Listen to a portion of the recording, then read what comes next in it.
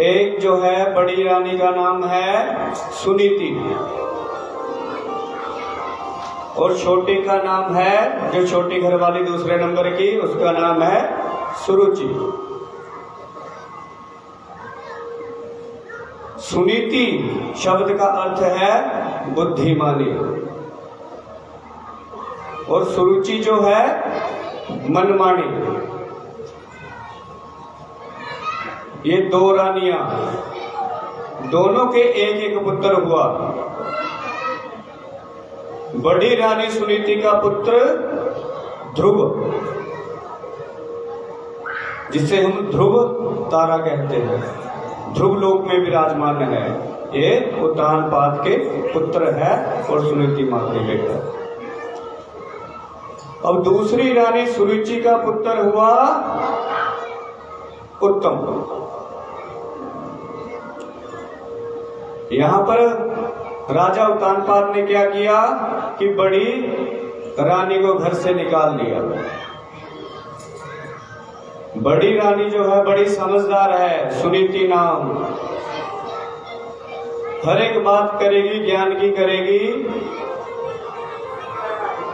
अब दूसरी रानी सुरुचि वो करती है मीठी मीठी प्यारी प्यारी बातें, ऊट पटांग सब, व्यवहार का कोई ज्ञान ही ना हो। राजा ने क्या किया, कहते हैं बड़ी घरवाली को निकाल दिया, बड़ी रानी को, और छोटी की दास्ता स्वीकार कर ली। छोटी अपनी एक जो है दूसरे नंबर की बीवी के साथ रहना शुरू कर दिया। जिस प्रकार से इस राजा की दो रानियां हैं, ठीक उसी प्रकार से आपकी और हम सब की भी दो दो घरवालियां हैं। पहली घरवाली कौन है? सुनीति, यानी जो हमारी ये बुद्धि है, ये हमारी और आप सबकी घरवाली है, ये बड़ी है। और दूसरी घरवाली कौन हुई? सुरुचि, यानी ये हमारी मनमानी है। जैसे उस राजा ने अपनी बड़ी रानी को घर से निकाल दिया, ठीक ऐसे ही हमने अपनी इस बुद्धि की जो ज्ञान की बातें हैं, उन सबको सुनने के बाद भी अनसुनना करना प्रारंभ कर दिया। यानी मान लो कि आपने भी उसको अपने पास से निकाल दिया, और हमने भी उस राजा की तरह सुरुचि यानी मनमानी को अपना लिया। इसलिए तो अपने मन की ज्यादा करते हो। पंडित जी जितना मर्जी कह ले, समय से आओगे तो अपनी मर्जी से ही। ये हुई आपकी घरवाली मनमानी, आपके ऊपर हावी है। पर देखने की बात यह है कि बड़ी रानी से क्या मिला और छोटी से क्या मिला, ये जरा ध्यान देने वाली बात है। उत्तानपाद का कल्याण यदि हुआ तो ध्रुव के कारण, बड़ी रानी के पुत्र के कारण। एक बार क्या हुआ, कालांतर में ध्रुव जी महाराज थोड़े बड़े हुए, राजमहल से निकाल दिया है सुनीति देवी को, अपने आश्रम में कुटिया बना करके रह रही है।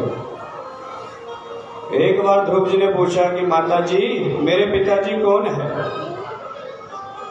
बार बार पूछते थे ध्रुव जी महाराज। एक दिन जो है सुनीति मैया ने प्यार से बिठाया और कहा, बेटा जो इस नगरी के राजा है वो तुम्हारे पिता थे।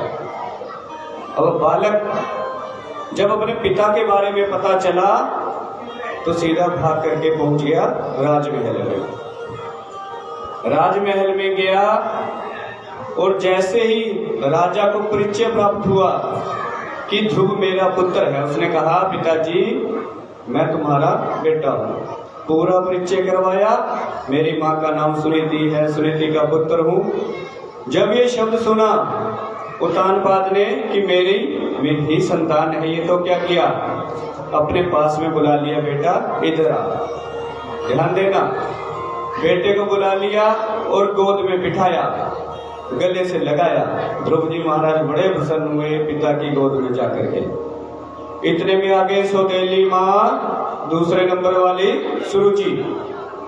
उसने तुरंत जो है बीच में ही हाथ पकड़ा,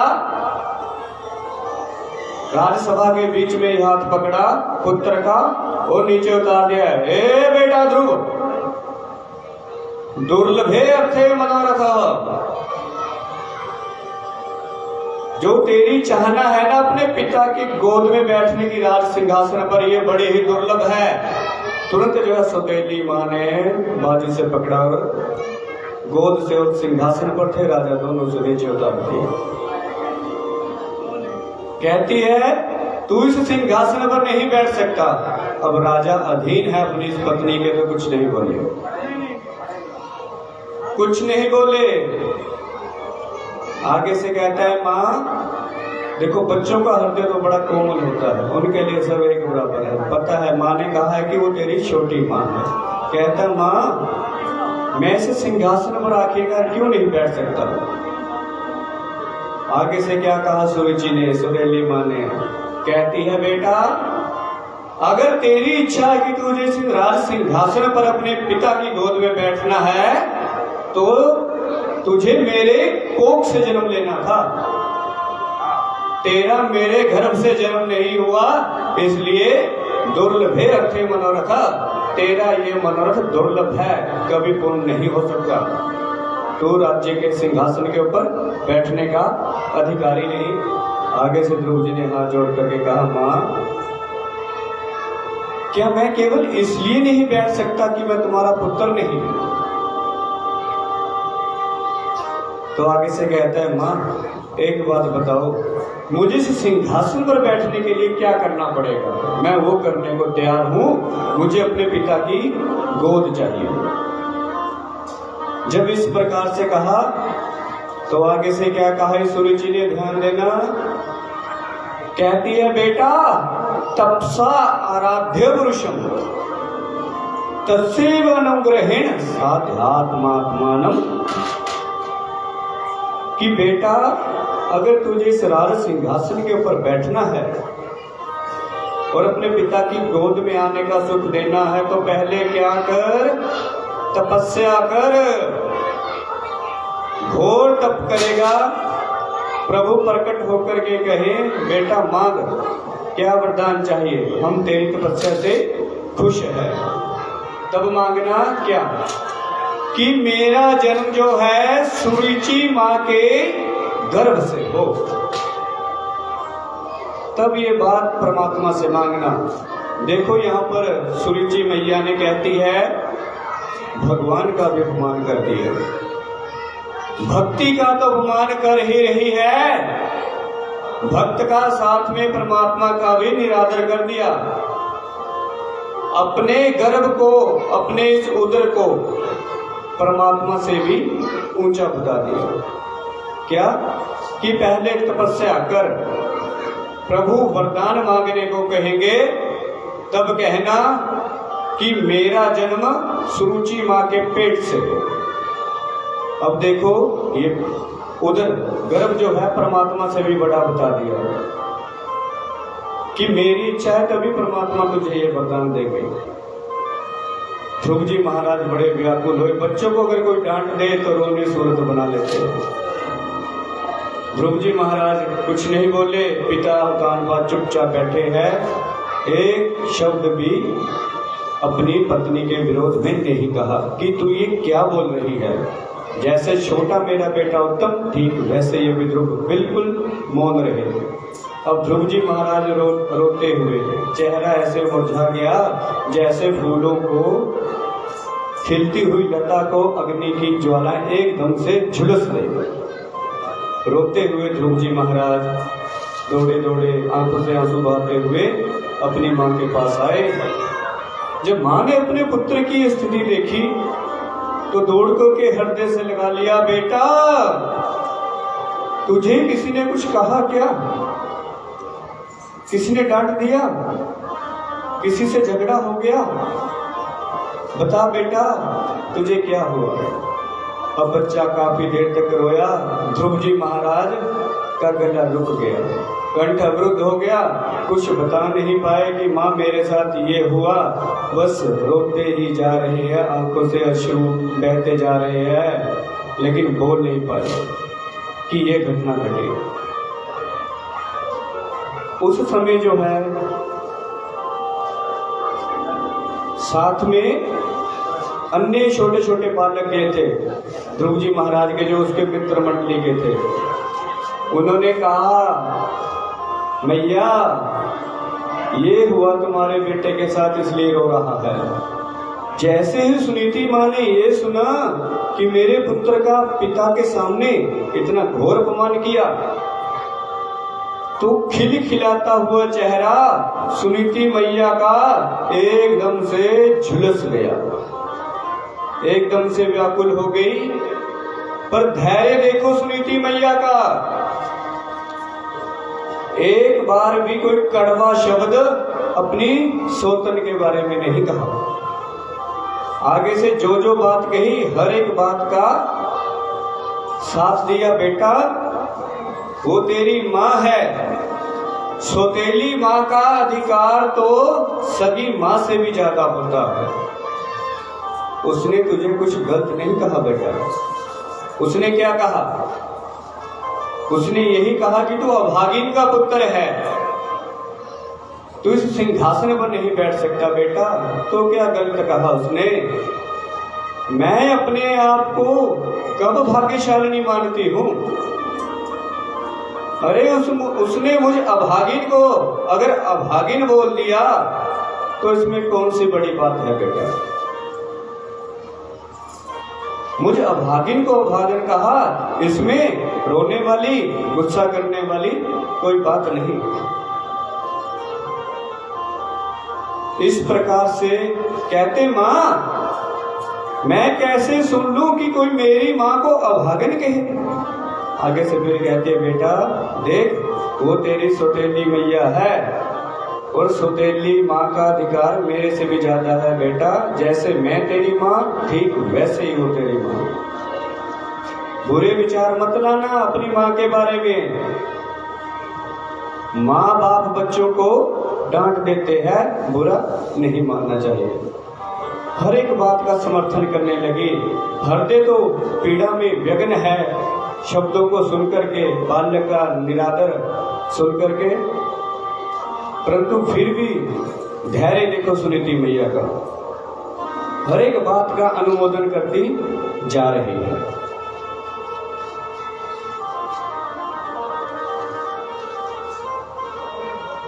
आगे से क्या कहा उसने? क्या कहा बेटा तुझे कि अगर इस सिंहासन पर बैठना है तो परमात्मा का तप कर, तपस्या कर। आगे से फिर से इस बात का जो है समर्थन किया। अरे बेटा तुझे इतने साल वर्ष हो गए पूछते पूछते कि मेरा पिता कौन है, नाम बता। मेरा साहस नहीं हो रहा था तुझे तेरे पिता का नाम बताने का, क्योंकि मुझे घर से जो निकाल दिया।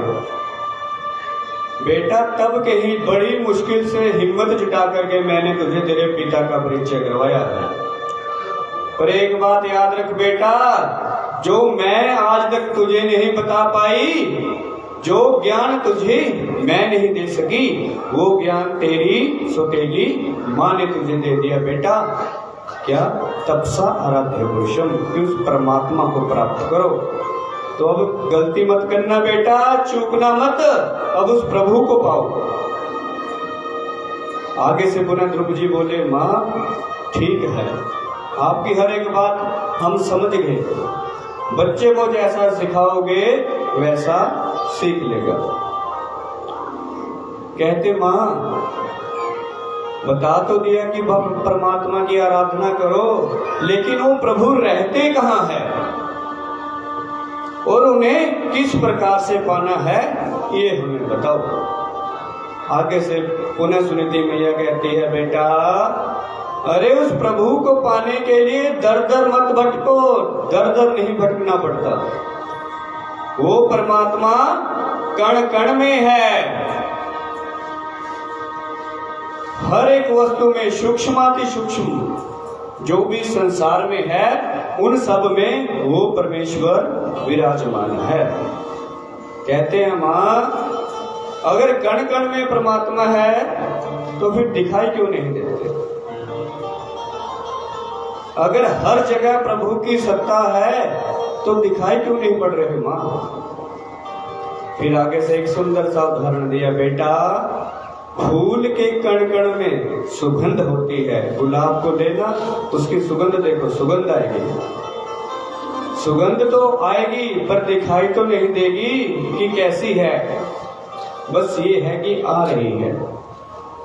जैसे फूल के कण कण में सुगंध समाई हुई है पर दिखाई नहीं देती, ठीक ऐसे ही वो परमपिता परमात्मा कण कण में विराजमान है। जैसे दूध में माखन है पर दिखाई नहीं पड़ता, कण कण में माखन है दूध के पर दिखेगा किसी को नहीं। पहले उसका दही जमाओगे, फिर छाछ बनाओगे, मंथन करोगे, तब माखन की प्राप्ति होगी। ठीक ऐसे ही बेटा परमात्मा को मन से पाने का प्रयास करोगे तो अवश्य मिल जाएंगे। बेटा अब चूकना मत, रास्ता बहुत बढ़िया तुझे बता दिया तेरी माँ ने। आगे से ध्रुव जी महाराज बच्चों को जैसा सिखाओगे वैसा तुरंत सीख लेंगे। कहते हैं ठीक है माँ, तो हम चलते हैं प्रभु को पाने के लिए। ये भी बता दिया कि हजारों ऋषि मुनि उस परमात्मा को पाने का प्रयास कर रहे हैं, वन वन भटक करके, कोई कहीं तपस्या कर रहे हैं दुनिया से अलग होकर के। अब ध्रुव जी महाराज ने अपनी मैया को किया प्रणाम, कहते हैं मां प्रणाम, अपना आशीर्वाद रखना मैया, हम परमात्मा से मिलकर के आते हैं। इस प्रकार से आशीर्वाद प्राप्त किया मां का और चल पड़े, घर से निकल पड़े। पहले ही वन में कुटिया है इनकी, घर से निकल पड़े परमात्मा की तलाश में। अब अबोध बच्चा है, 5 साल की उमरिया है, अभी 4 साल पूर्ण हुए, इनको 5वां साल लगा हुआ है ध्रुव जी महाराज को। निकल पड़े, अब ऊपर से परमात्मा कण कण में है। प्रभु भी देख लेते हैं कि कौन सा प्राणी मेरी ओर चला आ रहा है। परमात्मा हर एक प्राणी के ऊपर दृष्टि बनाए हुए है।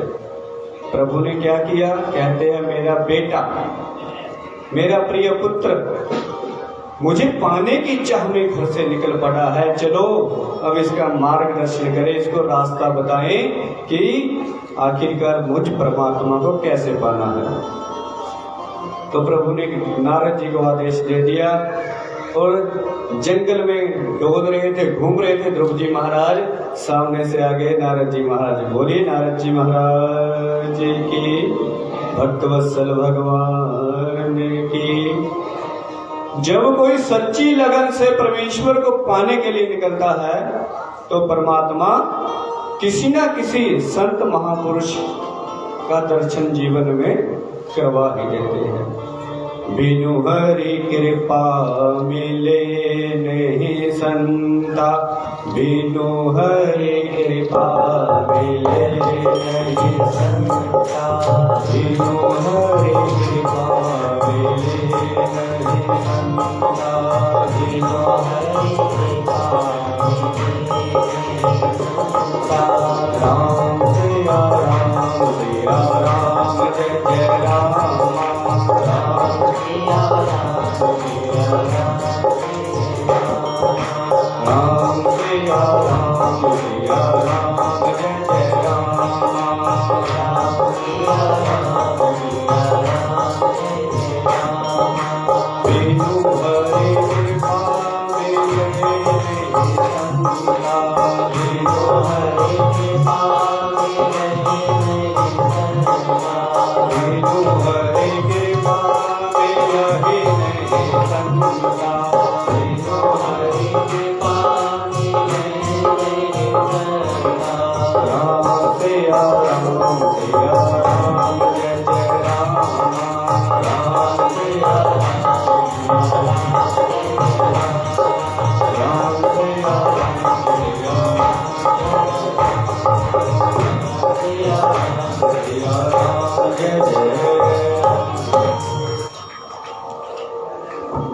बिना हरि की कृपा से, उस श्री हरि विष्णु की कृपा से जीवन में संतों का दर्शन नहीं होता।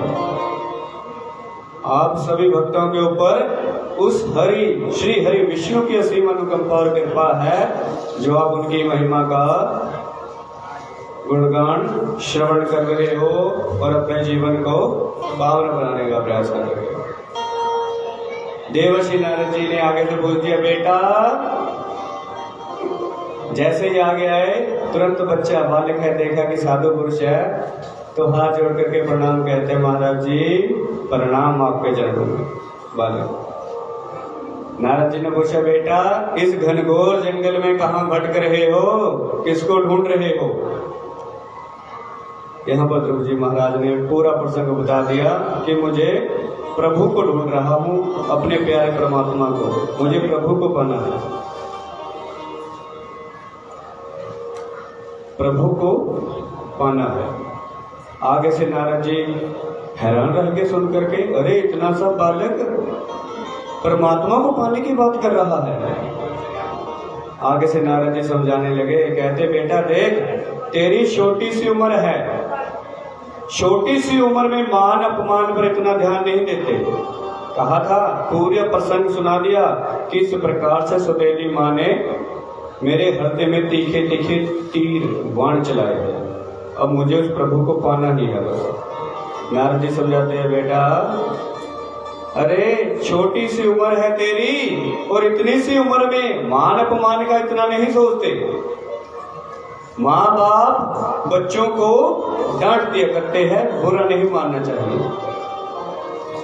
और एक बात बोलो बेटा, तू जिस प्रभु को पाने की चाह रखता है, उस परमात्मा को पाने के लिए तुझे इस वन में हजारों संत मिलेंगे, जिन्हें हजारों वर्ष हो गए तप करते करते शरीर के ऊपर मिट्टी चढ़ गई, वामी बन गई, लेकिन प्रभु की एक झलक तक नहीं दिखी।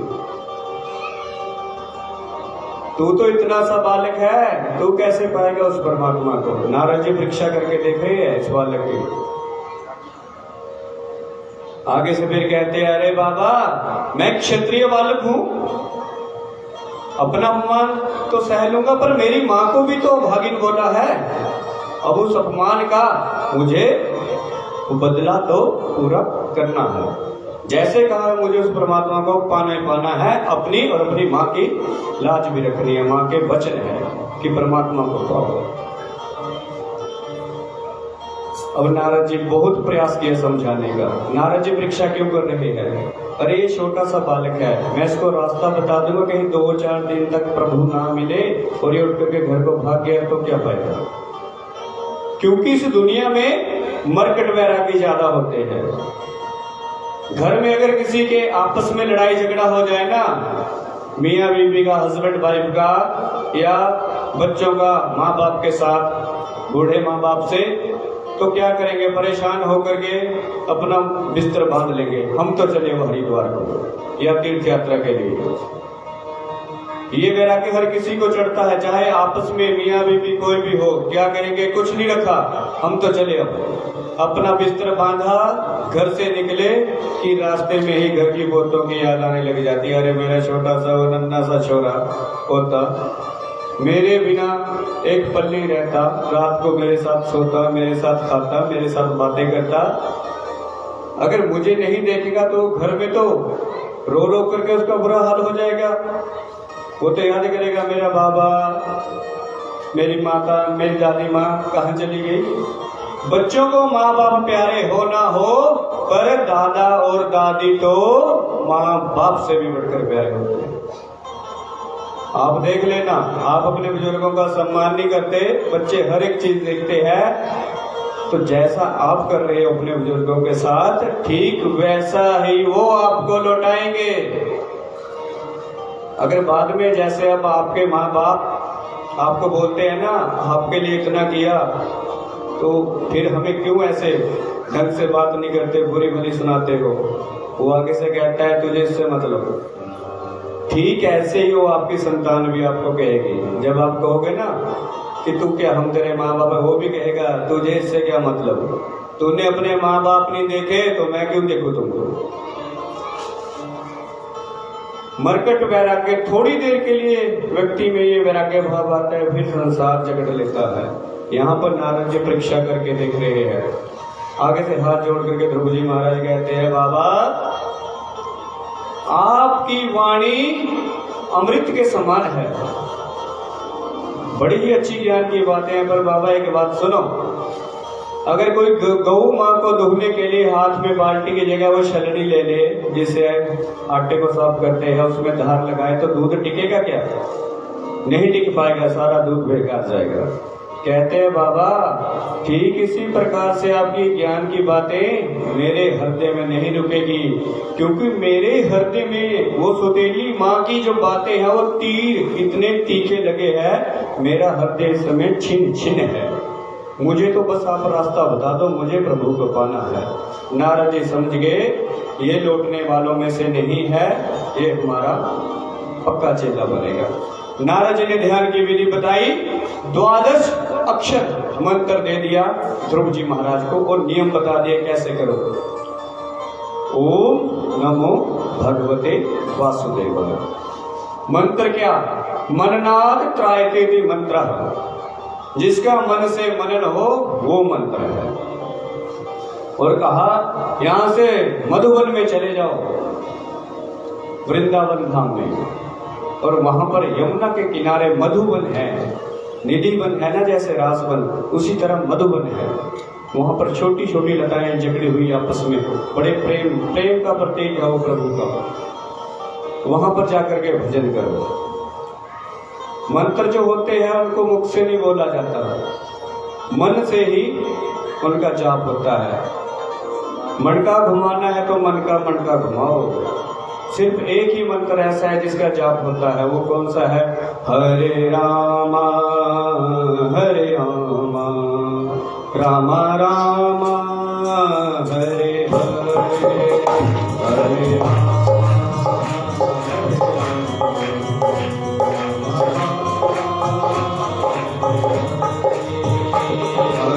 कृष्णा कृष्णा कृष्णा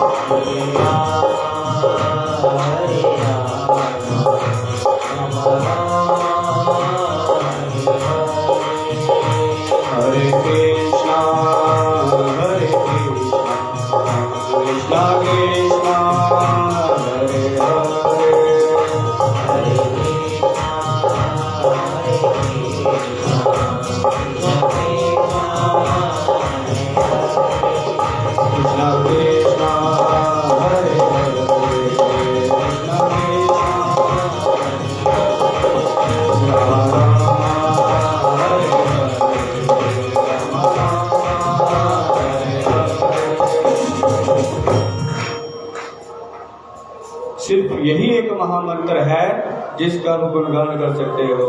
हरे राम राम राम हरे हरे, हरे कृष्णा कृष्णा कृष्णा हरे हरे। अब ध्रुव जी महाराज ने क्या किया?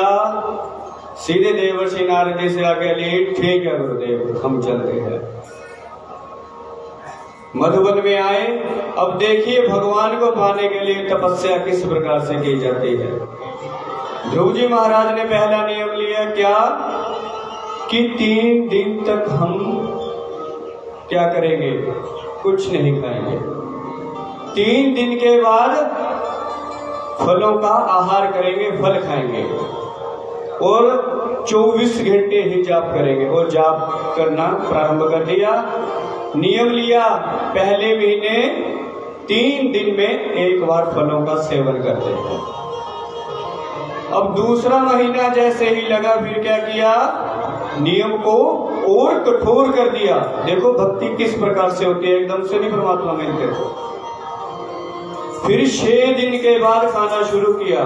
क्या, फल भी छोड़ दिए, भोजन तो पहले ही छोड़ दिया था। अब खाते हैं 6 दिन में एक बार घास फूस और हरे हरे पत्ते, वो भी 6 दिन में एक बार, बाकी फिर परमात्मा का भजन। अब तीसरा महीना लगा तब करते हुए, प्रभु इतनी जल्दी नहीं प्रसन्न होते। तीसरा महीना जैसे ही लगा तो नियम को और कठोर कर दिया। फिर चले गए 9 दिन पर। 9 दिन में एक बार भोजन नहीं करना, पहले फल फिर घास फूस, अब ये सब छोड़ दिया। 9 दिन में एक बार सिर्फ यमुना जी का पानी पीते हैं, यमुना जल, वो भी 9 दिन में एक बार। अब शरीर भी उस तप को सहने के लायक बनता जा रहा है। फिर चौथा महीना लगा, फिर तो कहते हैं पानी पीना भी छोड़ दिया। फिर कहते 12 दिन में नियम लिया एक बार, भूख लगेगी तो क्या खाएंगे, कुछ नहीं, केवल वायु का आहार करेंगे। एक योगिक क्रिया है जिसमें ऋषि मुनि सब हवा को खाकर के जीवित रहते हैं। अब 5वां महीना जैसे ही लगा, नियम और कठोर कर दिया। फिर क्या किया ध्रुव जी महाराज ने, अंजल फल घास फूस पानी हवा तक को छोड़ दिया। अब ऐसा प्राणायाम चढ़ाया, दाहिने पैर के अंगूठे पर खड़े होकर के भगवान के नाम का जाप करते हुए ऐसी सांस चढ़ाई ध्रुव जी महाराज ने कि वापस ही नहीं लौटाई अपनी सांस। जब सांस इस प्रकार से प्रभु में तल्लीन हो गई तो सृष्टि में जो प्राण वायु थी वो सारी ही संकुचित हो गई। सभी प्राणियों का प्राण वायु अवरुद्ध हो गया। सबसे पहले देवता घबराए, देवताओं को सांस आने में परेशानी हुई कि कौन से असुर ने तप करना शुरू कर दिया। देवता भागे भागे ब्रह्मा जी के पास। ब्रह्मा जी को भी नहीं पता कि क्या हो रहा है सृष्टि में। ब्रह्मा जी सभी देवताओं को लेकर के पहुंचे सृजनहार भगवान श्री हरि विष्णु के पास। कहते हैं महाराज भगवान त्राहि माम त्राहि माम त्राहि माम प्रभु। चरणों में प्रणाम किया और गुहार कर रहे हैं भगवान हमारी रक्षा करे महाराज। विष्णु भगवान कहते किससे रक्षा करे भाई, किस असुर ने तुम्हारे ऊपर अब धावा बोल दिया, आक्रमण कर दिया। आगे से देवराज इंद्र बोले कि प्रभु यही तो नहीं जानते कि ऐसा कौन सा तपस्वी असुर है जिसने हमारी प्राण वायु को खींच लिया। आगे से भगवान मुस्कुराए, कहते हैं देवताओं घबराओ मत, इस सब का कारण कोई और नहीं, मेरा प्रिय भक्त ध्रुव है। उसने मेरा ध्यान करते हुए ऐसा श्वास मेरे प्रति चढ़ाया है जिसके कारण पूरी सृष्टि में प्राण वायु अवरुद्ध हो गई। आपको घबराने की आवश्यकता नहीं, हम अभी जाकर के अपने भक्त की उस पुत्र की तपस्या को सफल करते हैं, पूर्ण करते हैं। अब यहाँ पर भगवान विष्णु तुरंत देवताओं के बीच से निकले, गरुड़ के ऊपर आरूढ़ होकर के मधुवन की ओर प्रस्थान किया। ध्यान देना, यहाँ पर भगवान अपने भक्त को दर्शन देने के लिए नहीं जा रहे, अपितु प्रभु अपने ऐसे भक्त का दर्शन करने के लिए दौड़े भागे आए कि ऐसा कौन सा अनन्य भक्त है जिसने अपने जीवन को ही हमें समर्पित कर दिया। दौड़े दौड़े प्रभु आए। बोल भक्त वत्सल भगवान की। घोड़े पर आरूढ़ होकर के आए। भगवान तुरंत खड़े हैं। बुलाया, बेटा। ध्रुव जी महाराज ने नेत्र नहीं खोले। नेत्र क्यों नहीं खोले? क्योंकि उनके हृदय में तप करते करते भगवान की सूरत सांवली सलोनी झांकी बनी हुई है श्री हरि विष्णु की। प्रभु फिर बुलाए, बेटा नेत्र खोलो। नहीं खोले।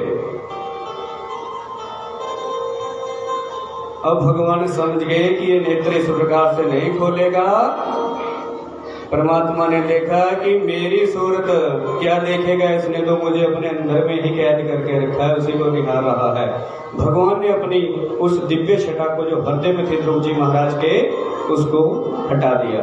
जैसे ही वो भीतर से चित्र हटा के ध्रुव जी एकदम से चौंक करके नेत्र खोले, हड़बड़ा करके आंखें खुली और भीतर वाले बाहर नजर आए। जब बाहर भगवान के उस चतुर्भुज रूप का दर्शन किया श्री नारायण हरि विष्णु का ध्रुव जी महाराज ने, तो ध्रुव जी महाराज के नेत्र खुले के खुले रह गए, प्रफुल्लित प्रसन्न चित्त हो गए एकदम से। अब प्रणाम भी नहीं किया भगवान को, चुपचाप खड़े हैं। बहुत प्रसन्न हुए, इतने प्रफुल्लित हुए। फिर मन में चिंतित, अरे राम राम, मैंने गुरुदेव से, अपनी मैया से लाखों बातें पूछी कि परमात्मा को किस प्रकार से पाना है, कैसे वो मुझे मिलेंगे। हजारों बातें मैंने पूछ ली, पर ये तो पूछना भूल ही गया अपनी माँ और गुरुदेव से कि जब भगवान सामने प्रकट हो तो उनकी स्तुति, महिमा, उनका पूजन कैसे किया जाए। अब ये 5 वर्ष का अबोध बालक है। अब ध्रुव जी महाराज हाथ जोड़े ऐसे खड़े हैं, मुख से कुछ नहीं बोले, आंखों से आंसू बहने के लिए प्रेम में। भगवान अपने प्रिय पुत्र के मन के भावों को जान गए और अपना शंख ध्रुव जी महाराज के गाल से स्पर्श करा दिया। मूकं करोतो वाचालं पंगुलं यदेगिरिं यत्थं गिरिपां तमहं वन्दे परमानंदमाधवम्। मूकम करोतु वाचालम, जैसे भगवान ने शंख का स्पर्श किया कि ध्रुव जी महाराज को सारा वेद वेदांत कंठस्थ हो गया। हर एक चीज का ज्ञान ध्रुव जी महाराज को हो गया। अब वाचालम, अगर कोई पागल विचरण करे, वाचाल शब्द का अर्थ है पागल। यहाँ पर भगवान अपने भक्त को पागल बनाएंगे क्या? नहीं, वाचा अलंकृते थी वाचालम। भगवान अपने भक्त की वाणी को हर प्रकार से अलंकृत कर देते हैं। जो भी बोलेगा व्यवहार सम्मत और शास्त्र सम्मत ही बोलेगा, ज्ञान की ही बात करेगा, हर एक बात गहराई की करेगा। पूरा वेद वेदांत अपने बालक को कंठस्थ करा दिया। अब यहाँ पर बड़े अपने प्रभु की गाय हाथ जोड़ करके कहते हैं, हे त्रिगुणात्मक प्रकृति से परे, आदि और अंत से परे, अनादि परम पिता परमेश्वर सच्चिदानंद स्वरूप प्रभु, आपके श्री चरणों में इस बालक का बारंबार प्रणाम है महाराज। यहाँ पर बड़ी ही अद्भुत सुंदर स्तुति ध्रुव जी महाराज के द्वारा भगवान की वैदिक मंत्रों से, छंदों के माध्यम से की गई। अब आगे से ध्रुव जी महाराज कहते हैं, प्रभु आपकी महिमा अपरंपार है। जो भक्त आपकी भक्ति केवल अपने स्वार्थ के लिए करते हैं, मेरी दृष्टि में उनकी बुद्धि तो देवताओं ने हरण कर ली है। कामधेनु गाय के सन्मुख उपस्थित होकर के गौ दूध की इच्छा रखने की बजाय अगर भैंस की याद आए तो समझो वो सबसे मूर्ख प्राणी है। उसकी बुद्धि का हरण देवताओं ने कर लिया है। भगवान जो आपको प्रभु पाकर के संसार की नाशवान वस्तुएं, धन दौलत, अपनी मन इच्छित वस्तुएं मांगता है, मेरी दृष्टि में वो सबसे अधम प्राणी है। इस प्रकार का गुणगान भगवान का किया। भगवान मुस्कुरा करके कहते हैं, बेटा तेरी भक्ति से हम प्रसन्न हुए, वरदान मांगो। आगे से ध्रुव जी महाराज ने हाथ जोड़ करके कहा, प्रभु मुझे आपके दर्शन मिल गए और कुछ नहीं चाहिए, बस ये स्वरूप सदा ही मेरे चित्त में बना रहे, सदा ही आपकी स्मृति बनी रहे महाराज, इसके अलावा और कुछ नहीं चाहिए। आगे से भगवान फिर मुस्कुरा करके कहते हैं, बेटा तूने बहुत कठिन तप किया है इस छोटी सी उम्र में मुझे पाने के लिए। ये उम्र तो खेलने कूदने की होती है, और तूने 5 वर्ष की अवस्था में मुझे नारायण को प्रसन्न किया है। तू ना मांगे, पर मेरी तो देने की इच्छा है। अब यहाँ पर ध्रुव जी ने कुछ नहीं मांगा। बिन मांगे मोती मिले, मांगे मिले न भीख। यहाँ पर नारायण श्री हरि विष्णु ने कहा, बेटा तुम सिंहासन पर बैठने की इच्छा लेकर के तप करने के लिए आए थे, जाओ हमारा आशीर्वाद है, 36,000 साल तक इस धरती के ऊपर रहो और राज्य का भोग करो। तदुपरांत तुम्हें ध्रुव लोक की प्राप्ति होगी। तुम्हारी कीर्ति जब तक संसार रहेगा तब तक रहेगी। कीर्ति यस्य सजीवति, जब तक प्राणी की याद है, प्राणी चाहे मर जाए, अच्छे कार्य किए हैं तो दुनिया वाले किसी न किसी बहाने उसे याद करते रहते हैं, वह इंसान अमर हो जाता है। भगवान ने आशीर्वाद दिया, वो तुरंत अंतर्ध्यान हो गए, एकदम से अंतर्ध्यान हुए, जैसे आए थे उसी प्रकार से चले गए। अब यहाँ पर पुनः ध्रुव जी संभले, कहते हो राम राम, मुझे तो लगता है आज देवताओं ने मेरी बुद्धि का हरण कर लिया। फिर जो है भगवान को अंतर्मन नमस्कार करते हुए अपने घर की ओर लौटे। जैसे ही राजा को ये पता चला कि मेरा प्रिय पुत्र ध्रुव आ रहा है, तो सारा राजपाट छोड़ करके नंगे पांव भागे अपने प्रिय पुत्र ध्रुव के स्वागत में। सौतेली मां जिसने इतना निरादर किया, वो भी अपने प्रिय पुत्र ध्रुव से मिलने के लिए दौड़ी दौड़ी आई। पूरी राज्य की सेना, नगरी के जितने भी सज्जन लोग हैं, सभी जो है ध्रुव जी के स्वागत में आगे दौड़ पड़े। अरे सौतेली माँ तो फूटी आंख नहीं देखना चाहती थी, इसलिए सिंहासन से उतार दिया। परंतु परमात्मा की कैसी अद्भुत अनुकंपा और कृपा है कि वो दौड़ी दौड़ी अपने पुत्र का मुंह पीछे करके ध्रुव जी के मुंह में दौड़ी भागी, सगी माँ से पहले ध्रुव जी से मिलने पहुंच गई। जा पर कृपा राम की होई, जा पर कृपा राम की होई, जा पर कृपा राम की होई, जा पर कृपा राम की होई, जा पर कृपा राम की होई, जा पर कृपा राम की होई, ता पर कृपा करे सब कोई, ता पर कृपा करे सब कोई। राम सिया राम सिया राम, जय जय राम। सिया राम सिया राम जय जय राम।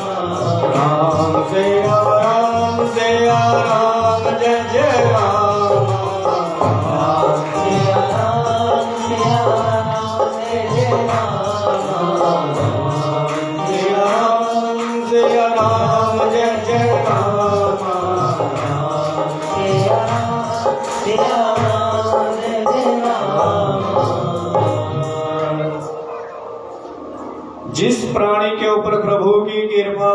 जाए सारा संसार उस पर अपना स्नेह प्रेम और डरने लग जाता है। अब यहाँ पर उतानपाद ने अपने प्रिय पुत्र ध्रुव को जो है राजपाट सौंपा और स्वयं प्रभु की भक्ति के लिए निकल पड़े। ध्रुव जी महाराज राजा बने। कालांतर में ध्रुव जी महाराज के 2 विवाह हुए, ब्रह्मी और इला, ये इनकी 2 धर्मपत्नियां हैं। एक दिन क्या हुआ, इनका सौतेला भाई उत्तम वन में गया था। वहां पर एक यक्ष से झगड़ा हो गया। यक्ष ने जो है इस दुष्ट को उत्तम को मार गया। ध्रुव जी महाराज को पता चला कि मेरे भाई को मारा किसने, यक्ष। इससे पहले सौतेली मां ढूंढने के लिए वन में गई थी कि मेरा पुत्र सुबह से गया लौट कर नहीं आया, 2 दिन हो गए। सौतेली मां ढूंढने के लिए गई सुरुचि, तो जंगल में लगी आग और जंगल की दावा अग्नि में जल करके अपना देह भस्म कर बैठे। इधर ध्रुव जी ने क्या किया, तुरंत यक्षों से युद्ध प्रारंभ कर दिया। अब बदले में हजारों यक्षों को मारना शुरू कर दिया ध्रुव जी महाराज। कोई भी इनका सामना नहीं करने वाला, भगवान के अनन्य भक्त हो। अब जब ज्यादा ही संहार होने लगा तब मनु महाराज प्रकट हुए। कहते हैं वत्स अलम वत्सातिरोषेण नायम मार्गो ही साधु नाम ऋषिकेशानुवर्ती नाम। मनु महाराज ने क्या कहा, बेटा जिस मार्ग पर तुम चल पड़े हो ये भगवान के भक्तों का रास्ता नहीं है, भगवत भक्तों का। अरे तुम्हारे भाई को एक यक्ष ने मारा, बदले में तुमने हजारों मार गिराए।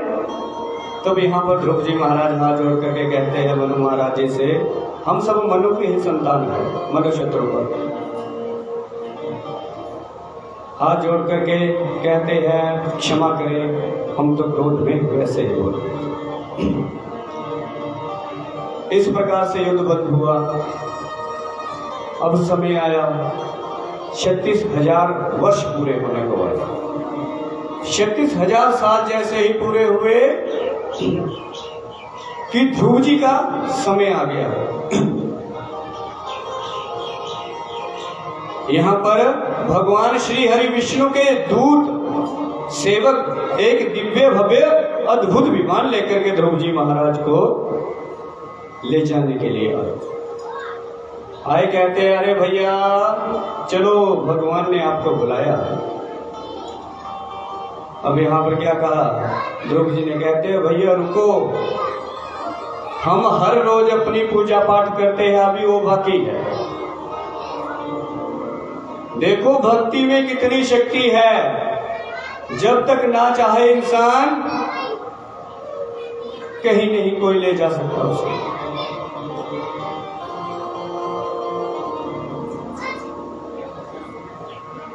यहाँ पर ध्रुव जी महाराज ने अपने पूजा पाठ का कार्य किया। दूत जब इंतजार कर रहे हैं, विमान में चढ़ने को तैयार हुए कि इतने में मृत्युदेव स्वयं यमराज आया। अपने दूतों को नहीं भेजा क्योंकि पहरेदार तो पास में नहीं आ पाते, जो भगवान का भक्त होता है वैष्णव। यमराज आया, भयभीत है मृत्युदेव, डर लग रहा है। अरे मृत्यु से, काल से हर प्राणी डरता है, परंतु आज काल स्वयं भयभीत है। हाथ जोड़ करके आगे झुक करके बैठ गए ध्रुव जी महाराज के आगे। कहते हैं महाराज ये मृत्यु लोक है, तनिक हमें भी तो अपनाओ, अपनी चरणों से हमें भी अपनाओ। आप ऐसे नहीं जा सकते, नियम है महाराज, आपकी इच्छा है। तो यहाँ पर स्वयं यमराज ने अपना शीश झुकाया। मृत्यु मूर्धनि पदम दत्तम। यमराज स्वयं झुक गए और ध्रुव जी महाराज ने मृत्युदेव के सर के ऊपर पांव रखा और भगवान के धाम को जाने के लिए विमान में विराजमान हो गए। भक्ति में वो शक्ति है कि यमराज को भी आपके आगे झुकना पड़ेगा। इसीलिए कहते हैं कि जितना भी हो सके जीवन में सदा ही धर्म कर्म के अच्छे कार्य करो, पुण्य के कार्य करो, तब आपको ले जाने के लिए भी भगवान के ही सेवक आएंगे, ना कि वो काले के लोटे डरावने से यमदूत। ध्रुव सगला निज प्यो हरि नाम, ध्रुव सगला निज प्यो हरि नाम,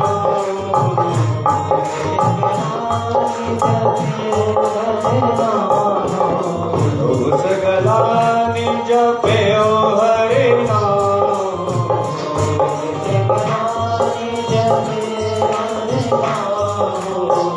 पायो अचल अनुपम भाव,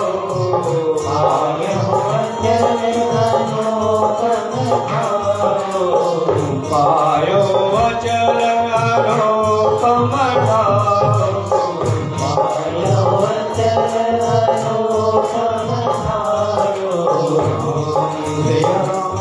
सिया राम जय जय राम,